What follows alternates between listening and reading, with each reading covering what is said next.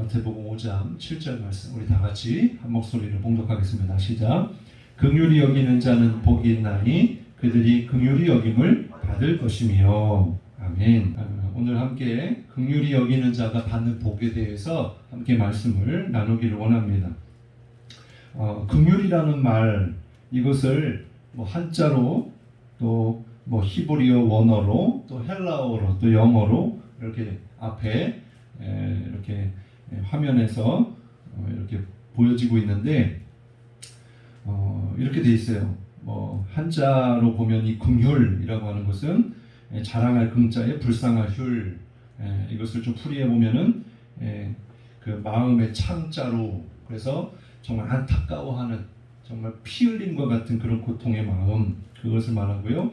또 히브리어로 레헴이라고 하는 것은 어머니의 자궁을 이야기하는데, 이게 뭔 뜻이냐면 엄마가 아이를 품는 듯한 그런 긍휼히 여기는 마음이 어머니의 마음과 같다, 그런 해석이 되고요. 또 이 긍휼이라는 것을 헤세드라고도 표현하는데, 이것은 하나님의 사랑을 이야기합니다. 사랑. 긍휼은 사랑을 기본으로 하고 있죠. 또 헬라어로는 엘레몬, 그리고 영어로는 머시풀, 자비롭다, 컴패션, 이렇게 표현하고 있는데, 중요한 것은 다른 사람을 불쌍히 여기는 마음이라는 뜻이에요. 쉽게 말하면.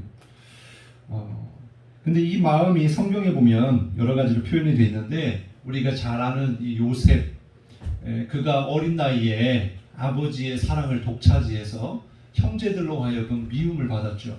그래서 형제들이 너무나 이 요셉을 싫어해서 죽여버리자, 그런 형제도 있었고, 안 된다, 죽이지는 말고 팔자, 그래서 지나가던 미디안 상인에게 동생을 팔아버리는, 그래서 이렇게 종으로 팔려가는 그런 신세가 됐죠. 그러면 마음속에 굉장히 형제들에 대한 미움이 가득했을 거 아니겠어요? 근데 우리가 성경을 보면은 이 요셉이 어떻게 했어요? 여러 가지 환난과 어려움을 겪어서 또 오해를 통해서 그 보디발 장군의 집에서도 그 아내를 어떻게 했다라고 거짓으로 증언하는 바람에 이제 감옥에 들어가게 되고, 또 감옥에 들어갔어도 또 이 술 맡은 관원장, 빵 굽는 관원장, 또 그들 가운데서 꿈을 해몽했는데 약속을 지키지 않아서 오랜 시간 동안 감옥에 있었어야 되는 그런 형편 속에서 어쨌든 나중에는 뭐가 돼요? 애굽의 총리가 되잖아요. 그러면 총리가 됐다는 건 뭐예요? 힘이 생겼다는 거거든요. 이제 나를 해치고 나를 힘들게 만들었던 사람들은 얼마든지 복수할 수 있는 그런 힘과 지위가 생긴 거예요. 그런데 그토록 미워할 만한 형제들을 어떻게 했어요? 그들을 용서했어요. 그리고 그 요셉을 통해서 그의 가족들이 힘들고 어려운 시간 속에서 참 풍요롭게, 은혜롭게 이렇게 살 수가 있었죠. 이것은 요셉의 마음이 형제들을 향해서 긍휼히 여기는 마음이 있었기 때문에 그렇게 된 것입니다. 만약 긍휼이 없었다면 벌써 그 형제들을 어떻게 했겠죠. 또 뿐만 아니라 이 다윗도 어떻게 보면은 이 요나단이라고 하는 절친이 있었지만은, 근데 이 요나단의 아버지가 사울이었잖아요. 근데 사울은 어떤 사람이었어요? 왕이지만 다윗을 미워했어요. 어떻게 해서든지 잡아 죽이려고 했어요. 그런데 그 잡아 죽이려고 했던 그 왕의 아들인데 절친이었단 말이죠. 그러니까 참 쉽지 않았을 텐데, 어쨌든 이 요나단과 사울이 전쟁터에 나가서 죽음을 당하고 나서 그 사랑했던 친구의 아들이었던 이 무비보셋, 그 전쟁통에 막 이렇게 어떻게든지 살려고 아기를 데리고 가다가 떨어뜨려 가지고 절름발이가 되잖아요.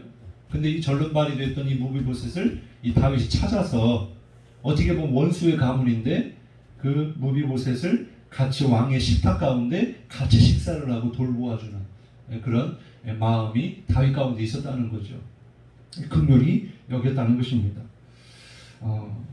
그런데 더 중요한 것은 뭐냐? 이러한 긍휼히 여기는 마음에 사실은 이것은 바로 하나님의 성품을 나타내는 마음, 하나님의 인격을 이야기해주고 있는 것입니다. 예레미야 31장 20절에 보면 에브라임은 나의 사랑하는 아들 기뻐하는 자식이 아니냐 내가 그를 책망하여 말할 때마다 깊이 생각하노라 그러므로 그를 위하여 내 창자가 들끓으니 내가 반드시 그를 불쌍히 여기리라 여호와의 말씀이니라. 이게 뭔 말이냐면 하나님이 택한 이스라엘 백성들을 이 에브라임 북이스라엘 이야기하는데 이 이스라엘 백성들을 향하여서 주님의 마음이 어떠냐면 창자가 들끓으니 그러니까 이 자식과 같은 이 이스라엘 백성들을 이렇게 불쌍히 여기는 긍휼히 여기는 마음이 하나님 아버지의 마음이었다는 거예요. 여기서 창자가 들끓는다는 건 그만큼 극심한 고통을 이야기하는 거죠. 하나님께서 우리를 생각할 때에도 이와 같이 이렇게 하나님은 불쌍히 여기고 사랑해 주신다는 거예요. 신약 성경에도 보면 예수님의 말씀에도 보면은 마가복음 6장 34절에 예수께서 나오사 큰 무리를 보시고 그 목자 없는 양 같음으로 인하여 불쌍히 여기사 이에 여러 가지로 가르치시더라. 많은 사람들이 예수님의 기적을 보고 듣고 예수님께 나아온 엄청나게 많은 사람이 있었어요. 이때에 무슨 일이 생겼냐면 이렇게 말씀을 가르치시고 나서 그때가 아마 식사 시간이 지난 것 같아요. 그래서 사람들이 굶주려 있으니까 이 사람들에게 한 소년이 가지고 왔던 도시락, 그게 뭐죠? 보리떡 5개와 물고기 2마리를 가지고 남자만 5,000명을 먹이는 그런 기적을 베풀어 주셨어요. 왜 그랬다고요? 예수님의 마음이 무리들을 보니까 불쌍한 마음이 생기셨다는 거예요. 왜냐하면 저들은 예수님이 아니고서는 소망이 없는 인생들이거든요. 왜 그들이 예수님을 찾아왔어요? 질병이 있거나 또 고통의 문제가 있거나 내 힘으로 해결할 수 없는 그런 어려운 형편 가운데 있는 사람들이 예수님께 나아온 거예요. 그래서 예수님은 그들에게 하나님의 말씀을 가르쳐 줌으로 인해서 정말 소망을 갖게 하셨고 또 먹을 것을 통해서 육신의 필요도 채워주셨고 이렇게 하나님은 사람들을 또 우리들을 그렇게 긍휼히 여기신다라는 거예요. 하나님의 긍휼히 여기는 이 마음이 가장 잘 나타나 있는 것이 어딜까요? 바로 십자가입니다. 로마서 5장 8절에 보면 우리가 아직 죄인 되었을 때에 그리스도께서 우리를 위하여 죽으심으로 하나님께서 우리에 대한 자기의 사랑을 확증하셨느니라. 아까 이 긍휼이라는 말을 히브리어에서 헤세드라는 말도 있다고 그랬잖아요. 하나님의 사랑이 바로 예수님을 십자가에 못 박았다는 거예요. 왜? 누구를 향해서? 바로 우리를 향해서. 우리를 향한 하나님의 사랑으로 하나밖에 없는 독생자 예수님을 십자가에 못 박았다는 거예요. 근데 여러분 놀라운 사실은 이 하나님의 긍휼이 여김이 없었다면 우리는 어떻게 되었을까요? 만약 우리가 어떤 정말 이제 거의 다 죽어가는 사람이 마지막으로 나에게 도움을 요청했을 때 내가 만약 그 손을 뿌리쳐면 이 사람은 죽을 것인데 과연 그러한 상황에서 여러분 같으면 어떻게 하시겠어요? 도와줘야 되겠죠. 도와줘야 그 사람이 살 수가 있잖아요. 근데 우리는 이렇게 상황에 따라서 그렇지 않을 수도 있을 겁니다. 왜냐하면 지금 내가 내 형편이 또 내가 여유가 없는데 내가 누구를 돕냐? 내가 도움을 받아야 되는데 아마 그런 형편 가운데 있는 사람들이 아마 계실 거예요. 그런데 정말 주님의 마음이 이 사람들을 향해서 구원하지 아니하면 죽어서 지옥 갈 인생들이었다는 거죠. 그러한 인생들을 바라보면서 하나님이 이처럼 세상을 사랑하사 독생자를 주셨으니 이게 무슨 말이에요? 예수님이 이 땅에 오신 것 자체가 하나님의 긍휼, 우리를 향한 하나님의 사랑이었다는 거예요. 그러면 예수님이 이 땅에 오신 것을 빌립보서 말씀에 보면 이렇게 말씀해요. 자기를 비어 오히려 자기를 비어 종의 형체를 가지사. 이게 무슨 말이에요? 예수님은 하나님이시거든요. 하나님이신데 하늘의 영광과 권세를 다 내려놓고 우리와 같은 사람의 모습으로 이 땅에 오셨다는 거예요. 종의 형체를 가져서 이 땅에 오셨다는 거예요. 그리고 히브리서 말씀에 보면 뭐라고 말씀하고 있냐면 주님이 바로 이렇게 우리의 연약함을 동정하시는, 그래서 우리와 똑같이 시험을 받으시고 우리를 도와주시는 분, 바로 그분이 예수님이시다. 이런 말씀이 나오는데 바로 성육신이 바로 하나님의 긍휼이고 이 땅에서 사시는 동안 예수님의 삶이 어떠했습니까? 바로 죄인들의 친구가 되어주셨잖아요. 사람들은 욕하고 비방하고 막 이렇게 더럽다고 죄인시하면서 자기들은 의롭다 하고 막 자랑했던 그런 종교 지도자들과 또 부자 같은 또 남의 돈을 가져다가 자신의 이익을 취하는 그런 사람들을 보면서 예수님은 오히려 가난하고 헐벗고 굶주린 사람들, 귀신 들리고 병 들고 고통 가운데 있는 사람들, 그 사람들의 친구가 되어 주셨잖아요. 왜요? 바로 예수님은 그들을 긍휼히 여겨 주셨기 때문입니다. 만약 그렇지 아니했다면 성경에 나오는 수많은 그런 기적들이 없었을 거예요. 12년 동안 피를 흘렸던 12의 혈류증 앓던 여인이 예수님이 고쳐주시지 않았다면 그 여인은 피가 말라서 오히려 계속 새다 보면 결국에는 죽지 않겠어요? 또 눈이 안 보이는 사람은 평생 가도 하나님이 만드신 아름다운 세계를 바라보지 못하고 그냥 늘 깜깜함 속에서 살다가 죽지 않았겠어요? 또 안진뱅이는 그 베데스다에 38년 된 이 병자가 예수님이 아니었다면 38년이 문제가 아니라 앞으로 남은 얼마나 더 살지는 모르지만 30년, 40년, 50년을 그렇게 안진뱅이로 살아야 하는 그런 인생인데 주님이 그들을 긍휼히 여겨주셔서 고쳐주시니까 어떻게 해요? 안진뱅이가 일어나고 또 소경이 눈을 뜨고 놀라운 일들이 일어나잖아요. 뿐만 아니라 그 예수님이 우리를 구원하기 위하여 우리의 죄를 우리는 해결할 수 없기 때문에 우리의 죄값을 대신해서 희생 제물이 되어주셔서 십자가에 달려 죽으셨잖아요. 여러분 같으면 내가 죽고 다른 사람을 살리기 위해서 혹시나 내 가족이나 내 자식이나 내 부모를 위해서라면 뭐 그럴 수도 있겠죠. 그런데 생판 모르는 사람을 위해서 내가 저 사람 불쌍하다고 내 생명 갖다 바치고 그 사람을 살릴 수 있겠냐는 거죠. 우리로서는 이해할 수 없는 엄청난 사랑이죠. 긍휼입니다.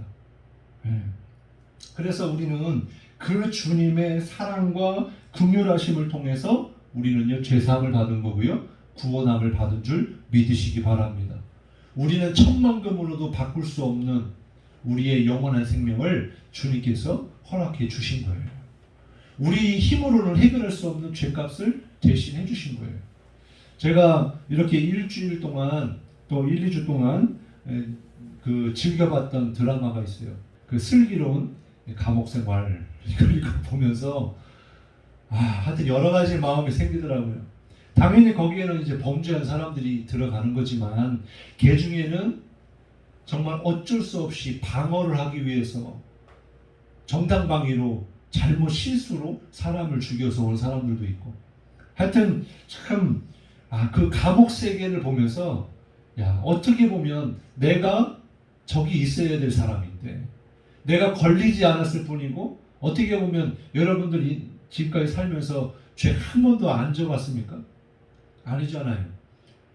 물론 경미한 그런 작은 죄들은 범칙금이나 물고 이렇게 벌금으로 해결이 되지만은 어쨌든 뉴스에 나오는 그런 것들을 보면 내가 들키지 않아서 그렇지 만약에 내가 들켰다면 나도 거기에 들어가 있을 수 있단 말이죠. 그런데 어쨌든 그걸 통해서 다시 한번 내가 이렇게 마음껏 하나님을 예배하고 또 자유롭게 이렇게 살아갈 수 있다는 것도 은혜지만 내가 지옥 갈 인생이 구원받아 천국 가는 하나님의 백성이 되었다는 것 사실만으로도 이것이 얼마나 큰 은혜인가 그런 생각을 해보게 되었습니다. 중요한 것은 우리가 바로 주님의 긍휼하심을 통해서 구원받았다는 거예요. 그렇다고 한다면 그 하나님의 긍휼을 받은 우리가 마땅히 긍휼을 행해야 되죠. 그래서 오늘 주님이 긍휼히 여기는 자가 복이 있다. 무슨 얘기예요? 너희가 복이 있는 자다. 복 있는 사람이 되라. 이런 말씀을 해주고 있는 것입니다. 출애굽기 33년 19절을 보면 나는 은혜 베풀 자에게 은혜를 베풀고 긍휼히 여길 자에게 긍휼을 베푸느니라. 우리가 사실 은혜 받을 만한 사람도 아니고 긍휼을 받을 만한 사람도 아니지만 하나님의 은혜가, 하나님의 긍휼이 우리에게 임했다는 사실, 이것을 꼭 깨달아야 될 줄로 믿습니다. 그래서 마틴 로이드 존스 목사님은 이렇게 얘기했어요. 그리스도인은 의로운 일을 행하기 전에 이미 의로운 존재다.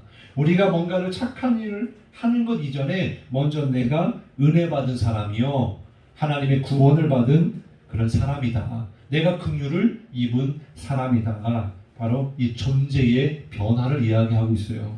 그래서 우리는 정말 그냥 누군가에게 돈을 빌려주거나 아니면 먹을 것을 주거나 이런 것 해야 되지만, 그 이전에 벌써 우리는 긍휼히 여김을 받았기 때문에 우리의 삶이 바로 긍휼히 여김 받은 자가 된 것이다. 이것을 기억해야 될 줄로 믿습니다. 그래서 오늘 하나님의 이 긍휼하심을 통해서 우리에게 주시는 영적인 메시지, 또 우리에게 말씀하시고자 하는 것이 무엇일까? 첫 번째는 우리는 하나님의 긍휼하심을 통해 구원받은 자라는 것을 여러분 먼저 분명히 믿어야 한다는 거예요. 여러분 믿으시죠? 우리는 긍휼히 여김받지 못했으면 이 자리에 못 있어요. 하나님이 불쌍히 여겨주지 않았으면 우리 구원받지 못했어요. 이 은혜를 우리가 먼저 깨달아야 된다는 거예요. 그러면 우리가 마땅히 하나님의 긍휼을 받은 자로서 긍휼을 베풀어야 되는데, 그렇지 아니하면 어떻게 될까요? 만약에 하나님의 은혜를 입지 못하고 깨닫지 못하고 여전히 죄 가운데 살아가는 사람들이 정말 자신의 욕심을 위해 살다가 긍휼히 여기지 아니할 때에는 어떻게 될까요? 바로 마태복음 6장 14절 15절을 보니까 너희가 사람의 잘못을 용서하면 너희 하늘아버지께서도 너희 잘못을 용서하시려니와 너희가 사람의 잘못을 용서하지 아니하면 너희 아버지께서 너희 잘못을 용서하지 아니하시리라. 내가 누군가의 잘못을 용서해주는 긍휼히 여기는 마음으로 자비를 베풀지 아니하면 하나님도 나에게 자비를 베풀지 아니하신다는 거예요. 내가 누군가를 용서해주지 않는다면 하나님도 나를 용서해주시지 않는다는 거예요. 뿐만 아니라 야고보서 2장 13절의 말씀에 보면 긍휼을 행하지 아니하는 자에게는 긍휼 없는 심판이 있으리라. 긍휼은 심판을 이기고 자랑하느니라. 이렇게 말씀해 주고 있어요. 바로 긍휼이 없는 것은 결국에 심판이라는 것입니다. 그래서 우리는 마땅히 긍휼히 여겨야 될 줄로 믿습니다. 그리고 또 하나는, 그러면 우리가 누구에게 긍휼을 베풀어야 할까요?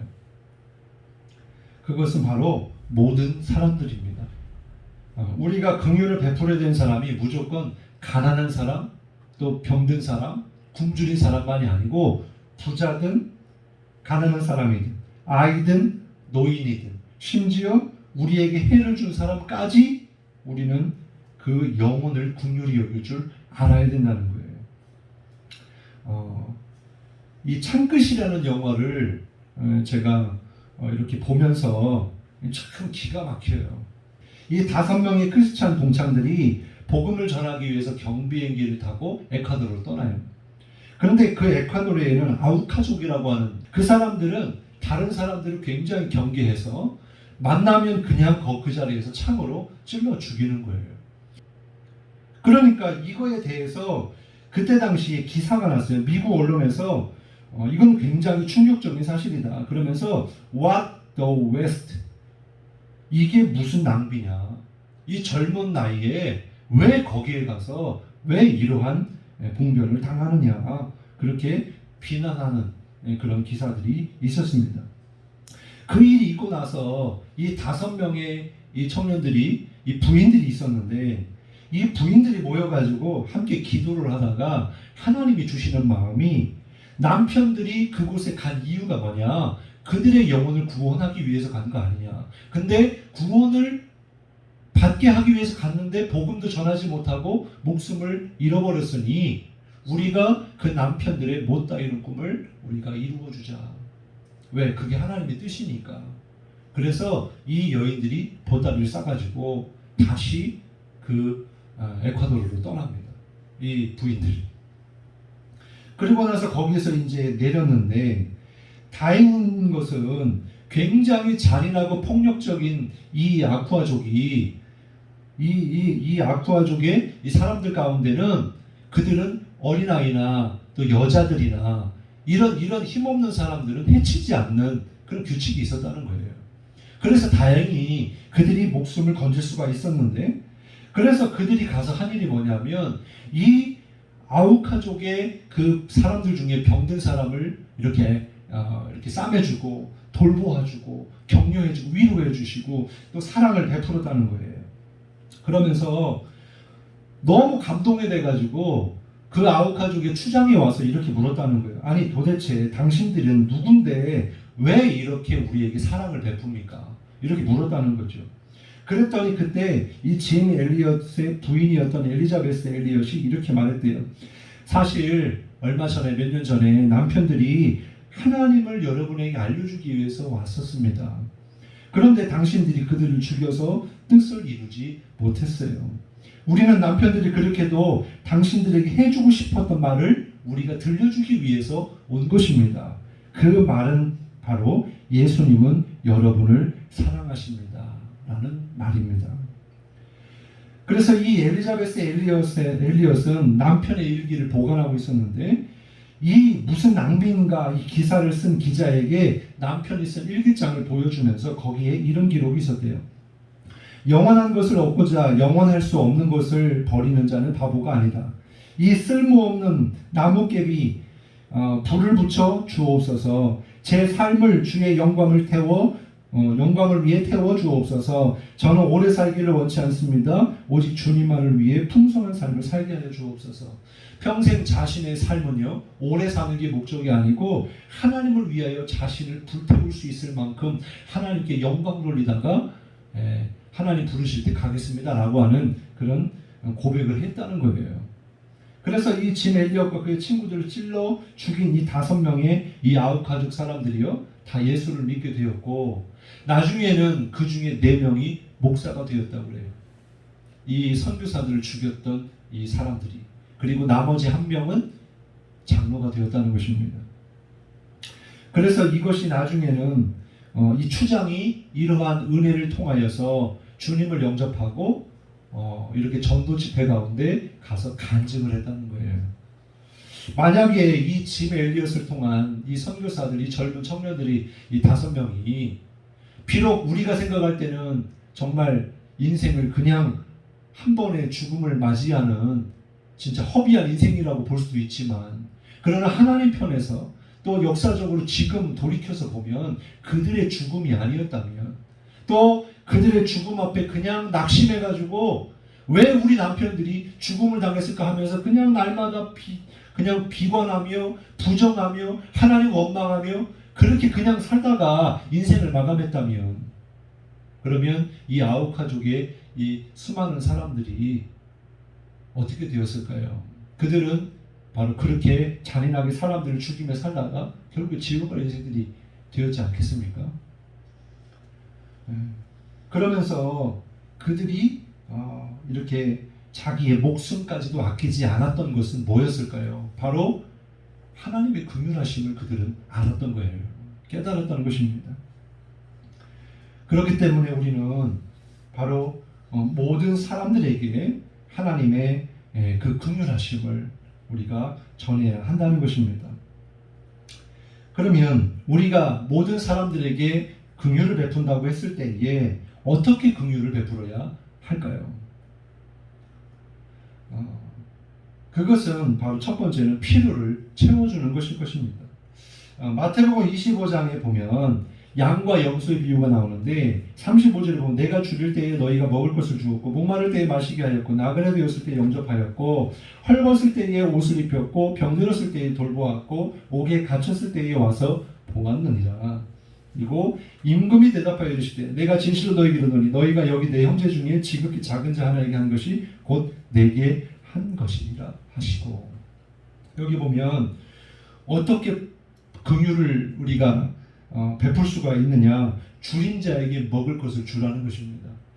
또 목마른 자에게 마실 물을 주라는 거예요. 또한 헐벗은 자에게 옷을 주고요, 또 나그네에게 영접해주고, 또 병든 사람에게 위로와 돌봄을 주고 옥에 갇힌 자에게 찾아가서 돌보아 주라는 거예요. 제가 이렇게 목회하면서 참 이런 사람들 많이 찾아옵니다, 교회에. 아직 여기 부덕교회에서는 지난 주간에 한 명 왔었어요. 그런데 대전에서 목회할 때는 하여튼 뭐 진짜 한 달에 여러 번씩 왔었어요.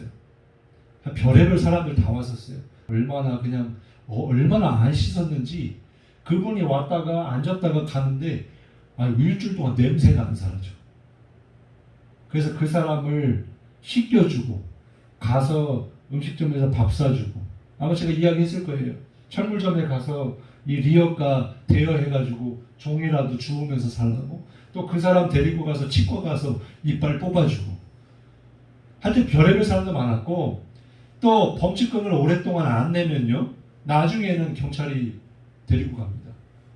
그래서 남은 그 돈을 하루에 5만 원씩 해가지고 벌금만큼 구금을 시켜요. 그래서 구치소에 그래서 제가 가본 적이 있어요. 그래서 그분이 또 병도 들고 해가지고 성도님하고 같이 교회랑 같이 힘을 합쳐서 그분을 빼온 적도 있고, 또 어떤 분은 말 그대로 바지 사장인데 자기가 잘못한 것도 아니고 사람들의 그냥 이렇게 도와주는 셈 치고 이름만 달아놓고 있다가 결국엔 사고가 터져서 이제 3년형을 받고 이제 교도소에 가 있는, 그래서 그 어머니 권사님과 함께 이렇게 교도소에 가서 위로하고 기도해주고 온 적도 있고, 하여튼 참 여러 가지 많은 일들이 있었습니다만은, 우리가 이제 그런 또 다른 측면에서 이렇게 좀 돈 좀 주십시오, 먹을 것 좀 주십시오 이렇게 하는 사람들, 근데 특히 사실 먹을 것을 달라고 했어도 결국에는 차비를 달라, 돈을 달라고, 결국에는 돈을 달라고 하는 것으로 가더라고요. 하여튼 그래가지고 이제 그런 얘기가 있어요. 도와주면 그럼 좋은데, 문제는 이 사람들이 돈을 주면 그걸로 자기의 배를 채우는 게 아니라, 배고픔을 해결하는 게 아니라 그 돈으로 술을 사 먹거나 담배를 사가지고 피거나, 그래서 어떤 사람들은 도와주지 마라, 또 버릇든다. 그리고 도와주면 또 자기들 공동체가 있어서 이렇게 다 소문나서 한 번 주면 줄줄이 온다. 그래서 함부로 주면 안 된다. 뭐 그렇게도 많은 이야기들을 제가 들었는데, 핵심은 이겁니다. 이렇게 생각하세요. 만약에 누군가가 나에게 도움을 요청했을 때 그때 하나님이 주시는 마음이 뭔가, 하나님이 도와주고자 하는 하나님의 긍휼히 여기는 마음이 내게 있다면 도와주십시오. 그게 하나님의 마음이라면 도와주세요. 할 수만 있으면 도울 수 있는 기회를 찾으라는 거예요. 그래서 중요한 것은 실제로 우리가 지금 이 나주 지역에도 보면 다문화 가정도 많고 또 독거노인이나 소년소녀 가정들도 많이 있는 걸로 압니다. 그래서 우리 교회가 비록 지금 교회도 작고 또 우리가 예산도 별로 없고 그렇긴 하지만 하나님이 원하시는 것이 뭘까? 그리고 나에게 하는 것이, 하나님께 하는 것이 곧 작은 자에게 하는 것이라고 했으니 우리가 더 이렇게 교회로서 또 믿는 자로서 주변에 정말 굶주리고 힘들고 어려운 사람들을 찾아가서 도와줄 수 있는 그런 일들을 좀 만들어 보고자 그렇게 생각하고 있습니다. 그래서 이 일을 위해서 함께도 기도해 주시고 여러분들 삶에서 긍휼을 베푸시기 바랍니다. 그리고 또 어떻게 긍휼을 베풀 것인가? 더 중요한 것은 불쌍히 여기는 마음으로 기도해주고 복음을 증거하는 것입니다. 초대교회 집사였던 스데반이 복음을 전하다가 돌에 맞아서 순교를 당하잖아요. 근데 그때에 뭐라고 마지막에 기도를 해요? 그 돌을 던지는 사람들을 위해서 주여 이 죄를 그들에게 돌리지 마옵소서 그러잖아요. 하나님 앞에 기도하기를 그들을 용서해달라고 기도하는 거예요. 또 예수님도 그랬잖아요. 자신들을 십자가에 못 박았던 병사들을 위해서 하나님 저들이 알지 못하니까 저들의 죄를 용서해 주옵소서. 그렇게 긍휼히 여기는 마음으로 기도를 했다는 거죠. 그리고 전도하는 일은 그 어떤 도움보다도 가장 중요한 것일 줄로 압니다. 왜냐하면 죄로 인하여 지옥 갈 인생을 위하여 예수님께서 십자가에 달려 죽으심으로 우리의 죄를 용서해 주시고 구원해 주신 것처럼 우리가 할 일은 그 죽어가는 영혼들을 전도하여 구원에 이르게 하는 거예요. 근데 만약에 우리가 전도를 하지 않는다면 그것은 영혼을 긍휼히 여기지 않는 것이 될 것입니다. 저도 보면 전도하러 갈 때는 참 떨려요. 우리 이양자 권사님 안 떨리죠? 워낙 또 동네 분들 또 긍휼히 여기는 마음이 계시니까. 근데 늘 전도를 해보면 전도하기 전에는 그렇게 떨려. 왜냐면 가다가 욕을 먹을 수도 있고 또 괜히 또 마음 주고 선물 주고 다 줬는데 돌아오는 거는 대쉬오 이렇게 하면 마음이 그렇잖아요. 그래서 이 거절감 때문에 복음 전하기도 막 이렇게 망설일 때가 있어요. 그리고 이거 해봤자 뭐 오지도 않을 텐데 막 이런 생각까지 들어. 근데 막상 전도를 나가잖아요. 전도를 나가면 그때부터 마음가짐이 달라져요. 사람들을 만나서 예수님을 이야기하기 시작하면 제 마음이 달라져요. 그리고 눈이 달라져요. 그때부터는 담대해지고요. 그 사람들의 영혼의 상태가 느껴지고 보여져요. 오히려 불쌍하게 마음이 들어요. 그래서 어떻게든지 그분을 위해서 기도해주고 싶은 마음도 생기고 예수님을 믿게 하고 싶은 마음이 더 커지는 것을 느껴요. 그래서 우리가 전도하는 이유는 그 영혼이 구원받고 돌아오는 것은 우리가 할 일이 아닙니다. 하나님이 하시는 일이고 우리가 할 일은 불쌍히 여기는 마음으로 주님을 증거하는 일이에요.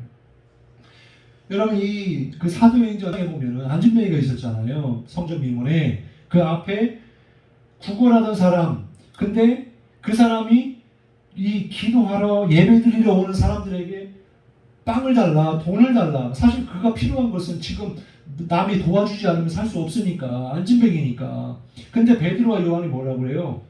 그들에게 내게 있는 것은 은과 금은 없지만 내게 있는 것을 내게 주노니 곧 나사렛 예수 그리스도 이름으로 일어나 걸으라 그러잖아요.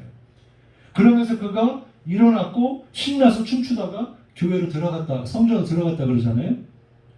사실 그가 지금 당장 필요한 건 먹을 거였어요. 돈이었어요. 근데 그에게 진짜 필요했던 건 뭐였어요? 예수님이 필요했던 거예요. 여러분 지금 돈이 많든 건강하든 그게 문제가 아니라 이 마음의 병도 많고 얼마나 정말 이 세상을 바라볼 때 소망 없는 그런 것들이 얼마나 많습니까? 그런 가운데 정말 그들에게 필요한 것은 예수님이시다. 그래서 그 예수님을 증거해야 된다는 거예요. 마지막으로 제가 이렇게 봤던 영화 중에 이렇게 감동이 되었던, 그래서 한때 청년들하고도 같이 영화를 봤었는데 신은 죽지 않았다. God is not dead. 신은 죽지 않았다라는 영화를 제가 보았습니다. 근데 여기 보면 첫 번째는 무신론자인 이 철학 교수가 이 대학교에 이제 첫 수업이 시작이 되는데 그 전에 이 철학 교수가 나오는데 이 철학 교수가 이 80명의 수강생들에게 종이 하나씩 주고 이렇게 적으라고 그래요. 신은 죽었다. God is dead. 이렇게 죽었다고 쓰라는 거예요. 그러면 너희들에게 기본 점수 이상을 주겠다. 만약 이렇게 쓰지 않으면 내가 너희들을 낙제시킬 것이다. 지금 이렇게 하면 난리가 나겠죠. 영화니까 그렇겠지만 다 79명은 다 교수가 시키는 대로 자신의 점수를 얻기 위해서 신은 죽었다. 하나님은 죽었다. 이렇게 썼어요. 근데 그 중에 조시 휘튼이라고 하는 아주 독실한 기독교인이었던 이 학생이 반론을 제기합니다. 이건 있을 수 없는 일입니다. 그러니까 이 교수가 뭐라고 말하냐면 그러면 네가 한번 그 신을 증명해내봐라 그래요. 그래가지고 여러 가지 이렇게 논리를 가지고 설득을 하고 하는데 중요한 것은 자신이 낙제할 것을 두려워하지 않고 자기가 믿는 하나님, 살아계신 하나님에 대한 분명한 믿음이 있었던 거죠.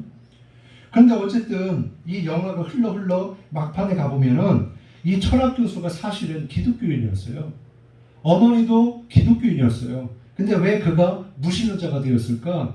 그 이유는 바로 어머니가 그 교수가 12살이 되었을 때 어머니가 암으로 세상을 떠나게 되었거든요. 그래서 하나님 앞에 간절히 기도했어요.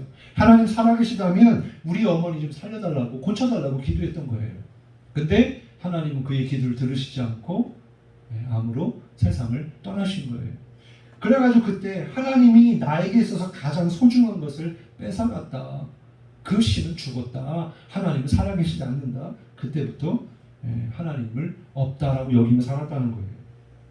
근데 그렇게 하다가 나중에는 이제 이 교수가요, 교통사고를 당하게 되고 그 가운데서 지나가던 어느 목사님이 마지막 지금 숨이 껄떡껄떡하는 상황에서 예수님을 증거하고 예수님을 믿으라고 그렇게 전도를 해요. 그래서 마지막 그 숨이 잠깐 붙어있는 그 상황에서 예수님을 믿겠다고 영접하고 이제 죽게 되는 그 모습으로 영상이 끝납니다. 우리가 이것을 보면서 깨달을 수 있는 것은 우리의 삶이 또 우리가 알고 있는 우리 주변에 있는 사람들의 인생이 그 남은 여생이 얼마나 될까? 우리는 아무도 모르거든요. 내가 만약 지금 내 자식들을 구원하지 않으면, 내 주변에 있는 그 사람들을 구원하지 않으면, 그럼 그 사람들이 오늘이 마지막일지 내일이 마지막일지 그건 아무도 모르는 거거든요. 제가 목회하면서 정말 잠깐이지만 함께 이렇게 예배 생활했던 그 성도님 한 분이, 아니 오늘 함께 예배하고 그렇게 반가운 만남하고 잘 지내시라고, 그리고 집에 가셔서 못 돌아오셨어요. 그분이 집에 들어가시자마자 그 문 앞에서 거기서 쓰러져서 돌아가셨거든요. 나이도 그렇게 많지 않으셨어요. 근데 그렇게 빨리 가실 거라고는, 그렇게 가실 거라고는 상상도 못했어요. 뭐 이런 일들은 많습니다. 우리 친지 가족 중에도 그렇고, 예? 그냥 헬스하러 운동하다가 심장마비로 돌아가시고, 뭐 언제 어떻게 우리 인생이 끝날지는 아무도 모르는 거예요. 그렇기 때문에 지금 내가 건강하고 살아있는 이때에 뭐 해야 되느냐? 예수 잘 믿어야 된다는 거예요. 그리고 믿지 않는 사람들을 위해서 기도하고 전도해야 된다는 거예요. 그게 바로 하나님이 원하시는 긍휼, 우리에게 말씀하시는 그 자비와 용서와 사랑의 마음인 줄 믿으시기 바랍니다. 그래야 할 때에 긍휼히 여기는 자가 무슨 복을 받습니까? 바로 긍휼히 여김을 받을 것이다. 하나님의 긍휼하심이 우리 가운데 넘치기를 바랍니다. 하나님의 은혜와 자비와 사랑이 저와 여러분의 삶 가운데 정말 긍휼을 행함을 통하여서 하나님의 긍휼이 더 풍성하시기를 주님 이름으로 축원합니다.